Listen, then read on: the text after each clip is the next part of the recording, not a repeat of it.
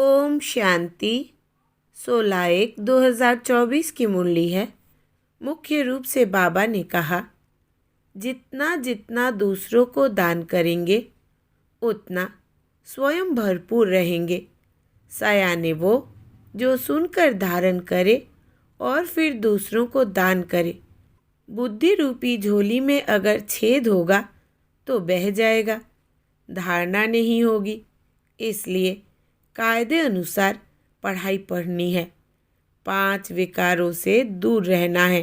फिर कहा, रूप बसंत बन अपनी बुद्धि रूपी झोली अविनाशी ज्ञान रत्नों से सदा भरपूर रखनी है। बुद्धि रूपी झोली में कोई छेद ना हो। ज्ञान रत्न धारण कर दूसरों को दान करना है। स्कॉलरशिप लेने के लिए पढ़ाई अच्छी तरह पढ़नी है। पूरा बनवा में रहना है। किसी भी प्रकार का शौक नहीं रखना है। खुशबूदार फूल बनकर दूसरों को बनाना है। अब सुनते हैं महावाक्यों को विस्तार से। बाबा ने कहा, मीठे बच्चे, यहाँ तुम बनवाह में हो। अच्छा अच्छा पहनना खाना, यह शौक तुम बच्चों में नहीं होना चाहिए। पढ़ाई और कैरेक्टर पर पूरा पूरा ध्यान दो। प्रश्न है, ज्ञान रत्नों से सदा भरपूर रहने का साधन क्या है? उत्तर, दान। जितना जितना दूसरों को दान करेंगे उतना स्वयं भरपूर रहेंगे। सयाने वो जो सुनकर धारण करे और फिर दूसरों को दान करे। बुद्धि रूपी झोली में अगर छेद होगा तो बह जाएगा, धारणा नहीं होगी। इसलिए कायदे अनुसार पढ़ाई पढ़नी है, 5 विकारों से दूर रहना है, रूप बसंत बनना है। ओम शांति। रूहानी बाप रूहानी बच्चों को समझाते हैं। रूहानी बाप भी कमेंट्रियों से बोलते हैं। रूहानी बच्चे भी कमेंट्रियों से सुनते हैं। यह है नई बात। दुनिया में कोई मनुष्य ऐसे कह ना सके। तुम्हारे में भी नंबरवार पुरुषार्थ अनुसार समझाते हैं। जैसे टीचर पढ़ाते हैं तो स्टूडेंट का रजिस्टर शो करता है। रजिस्टर से उनकी पढ़ाई और चलन का पता पड़ जाता है। मूल है ही पढ़ाई और कैरेक्टर। यह है ईश्वरीय पढ़ाई जो कोई पढ़ा ना सके। रचता और रचना के आदि मध्य अंत की सृष्टि चक्र की नॉलेज है। यह कोई भी मनुष्य सारी दुनिया में नहीं जानते। ऋषि मुनि जो इतने पढ़े लिखे ऑथोरिटी है, वो प्राचीन ऋषि मुनि खुद कहते थे कि हम रचता और रचना को नहीं जानते। बाप ने ही आकर पहचान दी है। गाया भी जाता है, यह है कांटों का जंगल। जंगल को आग ज़रूर लगती है। फूलों के बगीचे को कभी आग नहीं लगती, क्योंकि जंगल सारा सूखा हुआ है। बगीचा हरा होता है। हरे बगीचे को आग नहीं लगती, सूखे को आग झट लग जाती है। यह है बेहद का जंगल। इनको भी आग लगी थी। बगीचा भी स्थापन हुआ था। तुम्हारा बगीचा अब गुप्त स्थापन हो रहा है। तुम जानते हो, हम बगीचे के फूल खुशबूदार देवता बन रहे हैं। उसका नाम है ही स्वर्ग। अब स्वर्ग स्थापन हो रहा है। वंडर है। तुम कितना भी लोगों को समझाते हो, परंतु किसकी बुद्धि में बैठता नहीं है। जो इस धर्म के नहीं होंगे उनकी बुद्धि में बैठेगा भी नहीं। एक कान से सुनेंगे, दूसरे से निकाल देंगे। सतयुग त्रेता में भारतवासी कितने थोड़े होंगे, फिर द्वापर कलयुग में कितनी वृद्धि हो जाती है। वहाँ 1-2 बच्चे, यहाँ 4-5 बच्चे तो ज़रूर वृद्धि हो गई। भारतवासी ही अब हिंदू कहलाते हैं। वास्तव में देवता धर्म के थे और कोई भी धर्म वाला अपने धर्म को नहीं भूलता। यह भारतवासी ही भूले हुए हैं। देखो इस समय कितने ढेर मनुष्य हैं। इतने सब तो ज्ञान आकर नहीं लेंगे। हर एक अपने जन्मों को भी समझ सकते हैं। जिसने पूरे 84 जन्म लिए होंगे वो ज़रूर पुराने भक्त होंगे। तुम समझ सकते हो कि हमने कितनी भक्ति की है। थोड़ी की होगी तो ज्ञान भी थोड़ा ही उठाएंगे और थोड़ों को समझाएंगे। बहुत भक्ति की होगी तो ज्ञान भी बहुत उठाएंगे और बहुतों को समझाएंगे। ज्ञान नहीं उठाते तो समझा भी कम सकते, इसलिए उन्हें फल भी थोड़ा मिलता है। हिसाब है ना। बाप को एक बच्चे ने हिसाब निकाल भेजा तो इस्लामियों के इतने जन्म, बौद्धियों के इतने जन्म होने चाहिए। बुद्ध भी धर्म स्थापक है। उनके पहले कोई बुद्ध धर्म का था नहीं। बुद्ध की सोल ने प्रवेश किया, उसने बुद्ध धर्म स्थापन किया। फिर एक से वृद्धि होती है, वो भी एक प्रजापिता है। एक से कितनी वृद्धि होती है। तुमको तो राजा बनना है नई दुनिया में, यहाँ तो बनवा में हो। किसी चीज़ का शौक नहीं रहना चाहिए। हम अच्छे कपड़े आदि पहने, यह भी देह अभिमान है। जो मिला सो अच्छा। यह दुनिया ही थोड़ा समय है। यहाँ अच्छा कपड़ा पहना, वहाँ फिर कम हो जाएगा। यह शौक भी छोड़ना है। आगे चलकर तुम बच्चों को आपे ही साक्षात्कार होते रहेंगे। तुम खुद कहेंगे यह तो बहुत सर्विस करते हैं, कमाल है। यह ज़रूर ऊंच नंबर लेंगे। फिर आप सामान बनाते रहेंगे। दिन प्रतिदिन बगीचा तो बड़ा होने का है। जितने देवी देवता सतयुग के व त्रेता के हैं वो सब गुप्त यहाँ ही बैठे हैं, फिर प्रत्यक्ष हो जाएंगे। अभी तुम गुप्त पद पा रहे हो। तुम जानते हो हम पढ़ रहे हैं मृत्यु लोक में, पद अमर लोक में पाएंगे। ऐसी पढ़ाई कभी देखी? यह वंडर है। पढ़ना पुरानी दुनिया में, पद पाना नई दुनिया में। पढ़ाने वाला भी वही है जो अमर लोक की स्थापना और मृत्यु लोक का विनाश कराने वाला है। तुम्हारा यह पुरुषोत्तम संगम युग बहुत छोटा है। इनमें ही बाप आते हैं पढ़ाने के लिए।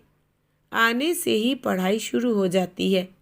तब बाप कहते हैं लिखो शिव जयंती सो गीता जयंती। इनको मनुष्य नहीं जानते।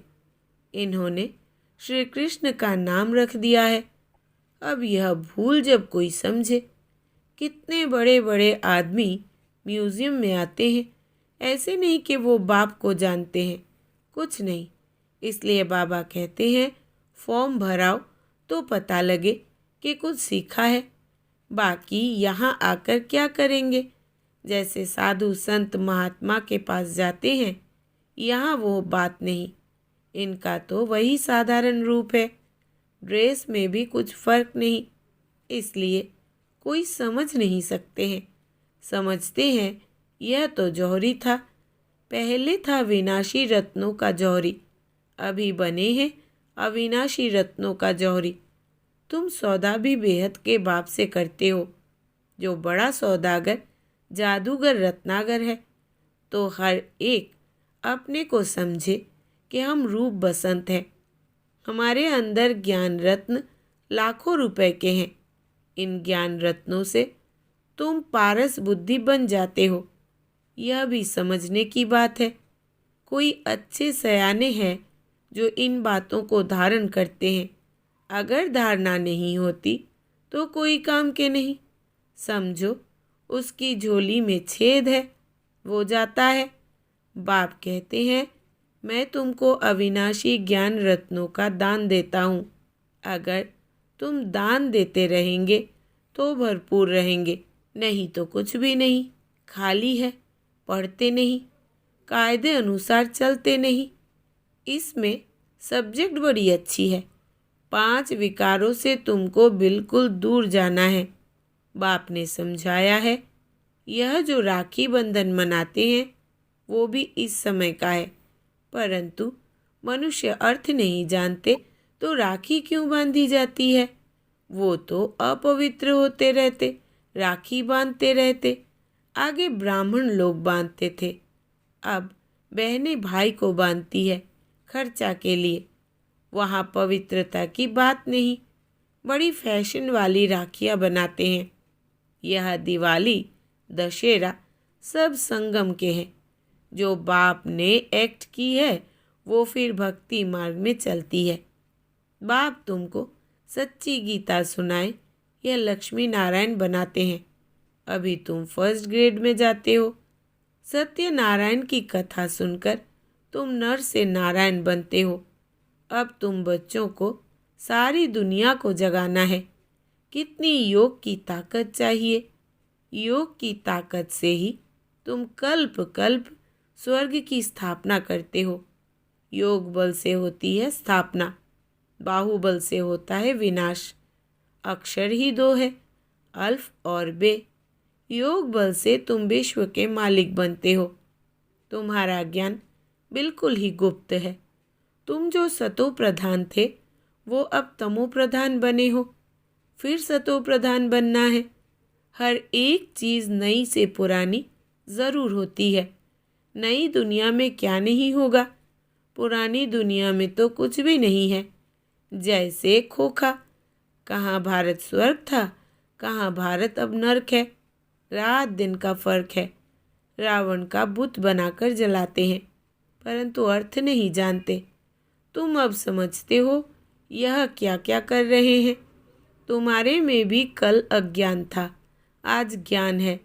कल नर्क में थे, आज स्वर्ग में जा रहे हो। रियल, ऐसे नहीं जैसे दुनिया वाले लोग कहते हैं स्वर्गवासी हुआ। तुम अब स्वर्ग में जाएंगे तो फिर नर्क होगा ही नहीं।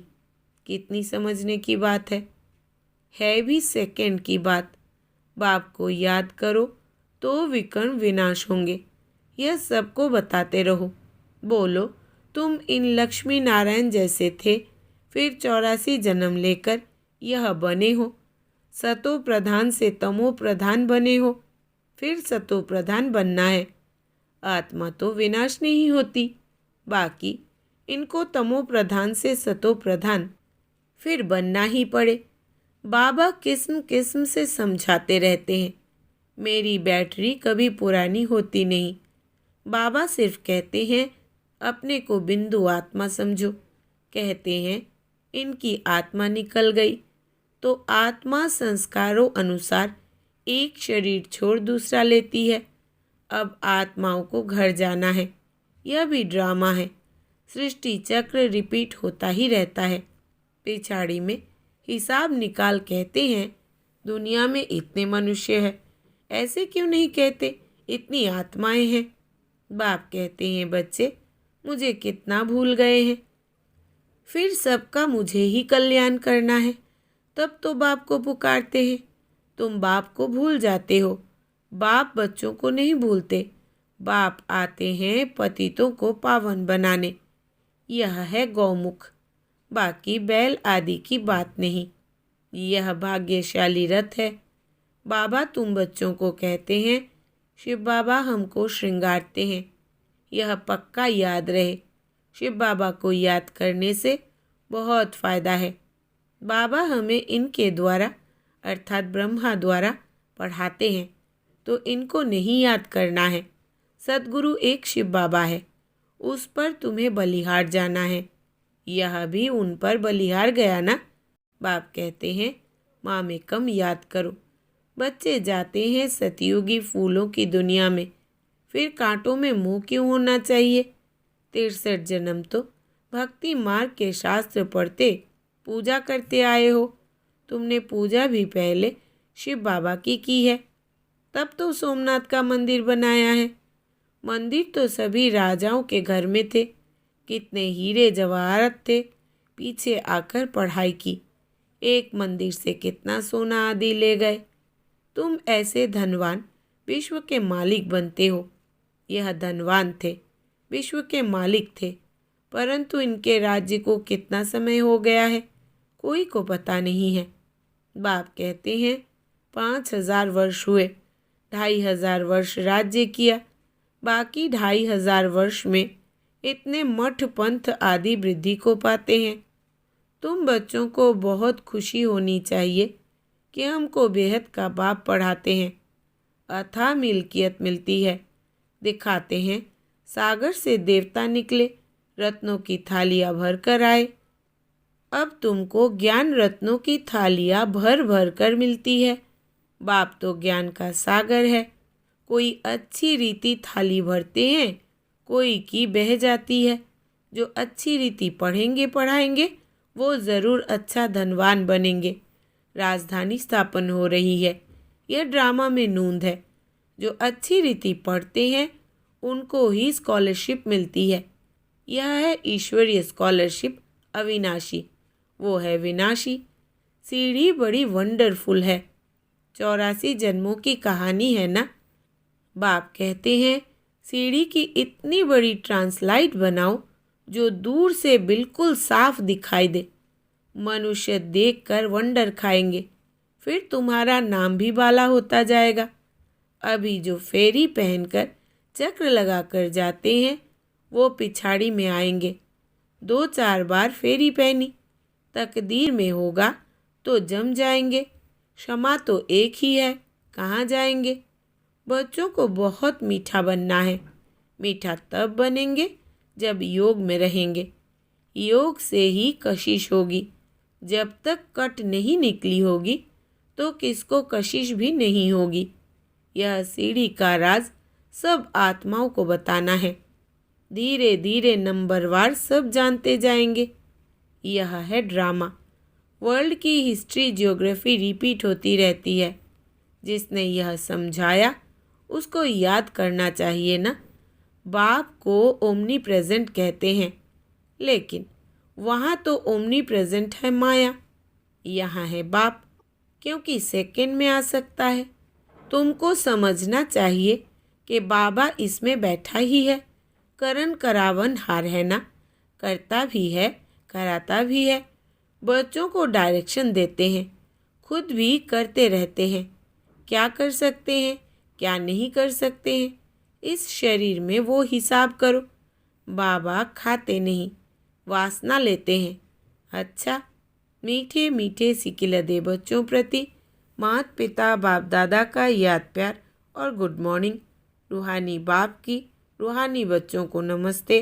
हम रूहानी बच्चों की रूहानी बाप दादा को याद प्यार, गुड मॉर्निंग और नमस्ते बाबा नमस्ते। धारणा के लिए मुख्य सार। पहला, रूप बसंत बन अपनी बुद्धि रूपी झोली अविनाशी ज्ञान रत्नों से सदा भरपूर रखनी है। बुद्धि रूपी झोली में कोई छेद ना हो। ज्ञान रत्न धारण कर दूसरों को दान करना है। दूसरा, स्कॉलरशिप लेने के लिए पढ़ाई अच्छी तरह पढ़नी है। पूरा बनवाह में रहना है। किसी भी प्रकार का शौक नहीं रखना है। खुशबूदार फूल बनकर दूसरों को बनाना है।